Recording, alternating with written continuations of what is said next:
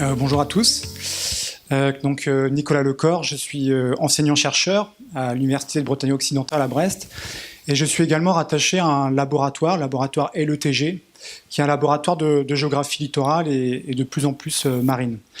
Alors parmi ces thématiques de recherche, l'étude de la fréquentation touristique et de loisirs, l'étude des impacts environnementaux des activités récréatives, ou encore la gestion environnementale des aires protégées font partie des thématiques historiques du labo depuis à peu près une vingtaine d'années maintenant.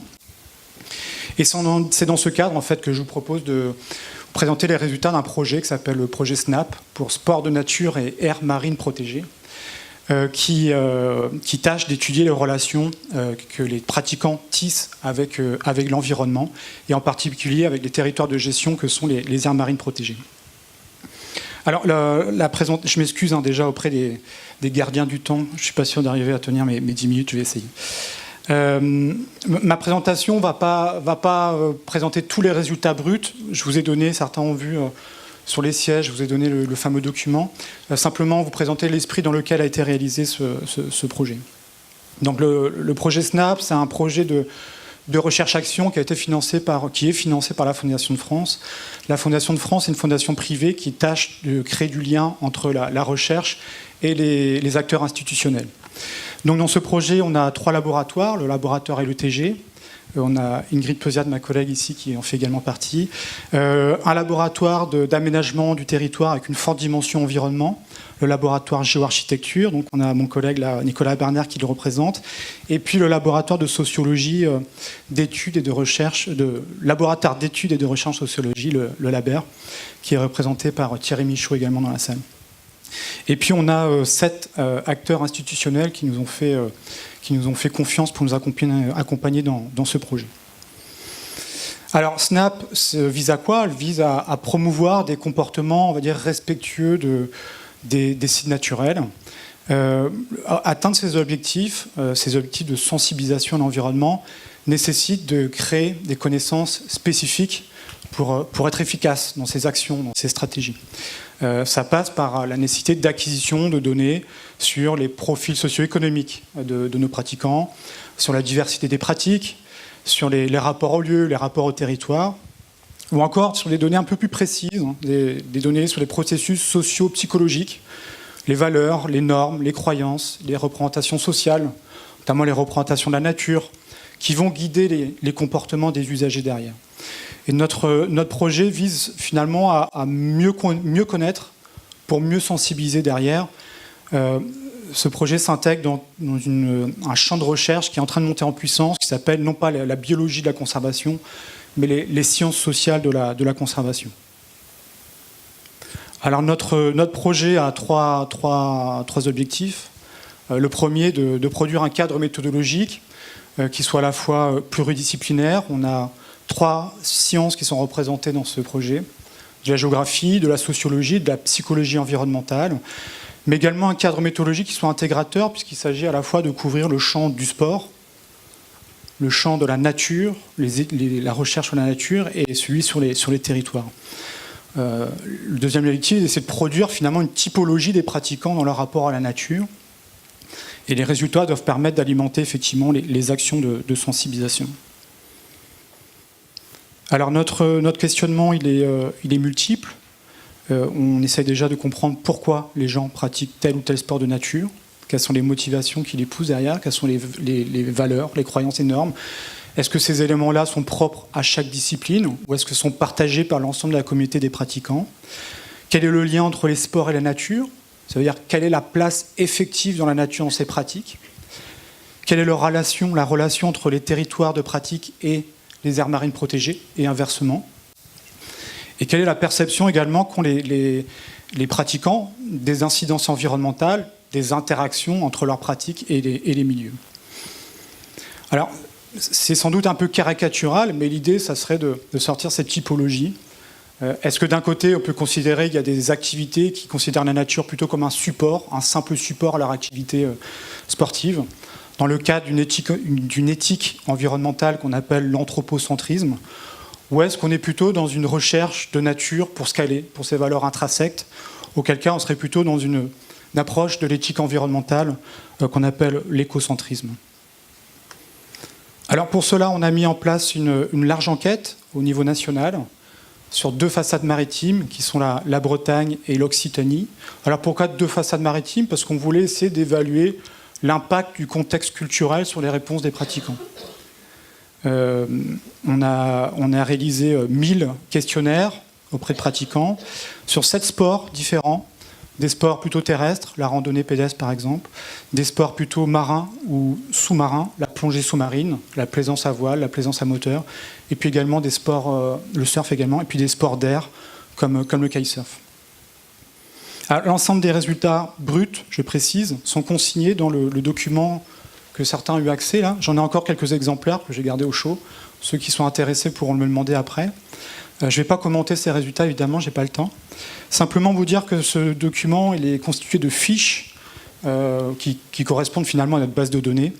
Des fiches par activité et par région. Ici, par exemple, vous avez les fiches pour le kitesurf en Bretagne. Et vous allez trouver des informations sur les profils des usagers, également sur les caractéristiques de la pratique, des informations sur les motivations, les valeurs qui portent, qui poussent ces sports. Là, vous avez une autre fiche, la plaisance en Occitanie, et vous allez y trouver des informations sur les rapports à la nature, à travers des échelles de rapports à la nature qu'on a été chercher dans la littérature et qu'on a adapté à notre problématique. Également des informations sur la gouvernance des sites, sur les rapports des pratiquants à la gestion et d'autres concepts encore. Alors, quels enseignements on peut finalement tirer de cette étude ? Alors, je suis assez content finalement d'avoir eu cette première représentation de cadrage au départ parce que je me rends compte, et on s'était rendu compte que nos données finalement sont très cohérentes par rapport à des données qui existent déjà dans la littérature nationale. Donc en ça, on se dit que notre échantillon finalement, il n'est pas trop mal réalisé. On voit notamment des relations statistiques qui sont très fortes entre les types de pratiques que vous pratiquez et un certain nombre de variables démographiques. Donc ça a été rappelé dans tout un tas d'études de cas ou de rapports ministériels ou autres. On retiendra simplement, effectivement, ça n'a peut-être pas été noté tout à l'heure, la surreprésentation des hommes dans les pratiques, notamment nautiques. Des sports qui sont socialement favorisés, effectivement, avec une part de cadres et professions intellectuelles supérieures bien supérieure à la moyenne, ou encore une dimension touristique qui est vraiment forte. Si on va vraiment sur notre sujet, les motivations, par exemple, sont importantes parce que les psychologues, je ne suis pas psychologue, mais ma collègue pourrait vous en parler mieux que moi, les motivations sont importantes parce qu'elles sont des moteurs des comportements. Donc on s'est basé sur des théories de motivation, on s'est basé sur des classifications qui ont été validées dans la littérature internationale. Et effectivement, on observe quoi ? On observe que les motivations des pratiquants sont plurielles. On ne fait pas du sport uniquement pour la dépense physique. On le fait également pour le lien à la nature, qui est la première motivation citée, le bien-être, la détente, la décompression, l'accomplissement, la stimulation, etc., etc. Ce qui est intéressant à observer en revanche, c'est que l'ordre de ces motivations, l'importance de ces motivations varie en fonction des sports que l'on pratique derrière. Donc je ne rentre pas dans les détails, mais on a des relations statistiques très fortes entre les motivations qui sont citées par les sports et les sports cités et étudiés. Sport et aires marines protégées. On a globalement une faible visibilité des aires marines protégées par les individus qui ont été interrogés. On a à peu près 20% des gens qui ne savent pas qu'ils pratiquent leur sport dans une aire protégée. Et on a également 30% des gens qui ont une vague idée que le site sur lequel ils pratiquent leur sport est protégé, mais sans en connaître les statuts de protection ni les raisons pour lesquelles ces sites sont protégés. Donc nous, on raccroche ça à cette idée de faible bénéfice perçu. C'est l'idée que ces pratiquants, finalement, pratiquent dans des espaces qui sont parfois exceptionnels, mais ne relient pas ça nécessairement derrière à un cadre de gestion qui a peut-être d'ailleurs permis de pérenniser leur site de pratique. Là encore, il y a des résultats statistiques très forts entre le type de sport et cette connaissance des aires marines protégées. Incidence environnementale, impact environnemental, effet environnemental, je ne sais pas comment on va l'appeler aujourd'hui. On remarque globalement que les gens ont conscience d'évoluer dans des espaces qui sont des espaces fragiles, privilégiés, mais n'ont pas une connaissance fine de la diversité des sports, des impacts qui peuvent, des interactions qui peuvent exister entre leur présence et les sites. Bon voilà, je vais passer un peu plus vite. Je vais aller sur la conclusion Alors quels sont les apports de cette étude? On a globalement ce sujet, les interactions sport-nature, qui n'est pas nouveau, qui a été largement défriché par les sociologues, les géographes également, mais qui est abordé ici dans le cadre d'une étude vraiment dédiée à ça, et avec pluridisciplinaire et qui tâche de sortir des indicateurs un peu standardisés qui sont potentiellement exportables également sur d'autres sites. On a là aujourd'hui une base de données, 1000 enquêtes, qui est une base de données importante avec un potentiel de valorisation, en tout cas scientifique, important. Et on a déjà des résultats qui nous permettent effectivement d'identifier des freins et des leviers à l'adoption de ce qu'on va appeler des comportements pro-environnementaux sur les sites. Alors, je ne vais pas commenter ce graphe, mais on a déjà là, c'est un essai de modélisation, on peut déjà essayer de comprendre finalement le cheminement cognitif des individus, en utilisant un modèle ici de psychologie environnementale qui s'appelle le modèle valeurs, croyances, normes, et qui permet finalement d'organiser tout ce fonctionnement et qui nous amène peut-être parfois, pas tout le temps parfois, mais à avoir un comportement qui n'est pas toujours adapté finalement à la durabilité des sites. On a également réussi, c'est en cours de développement, mais de produire une espèce de première esquisse finalement dans cette typologie. Je n'aurai pas le temps de détailler ça, avec peut-être des activités sur lesquelles il y aura des efforts à faire, et puis d'autres où on voit des sports où effectivement il y a une avance, des activités plus proactives sur cette question de l'environnement. Et je finis ma dernière diapo en disant qu'il y a des limites, comme toute étude scientifique, il y a des limites. Je ne rentre pas dans les détails.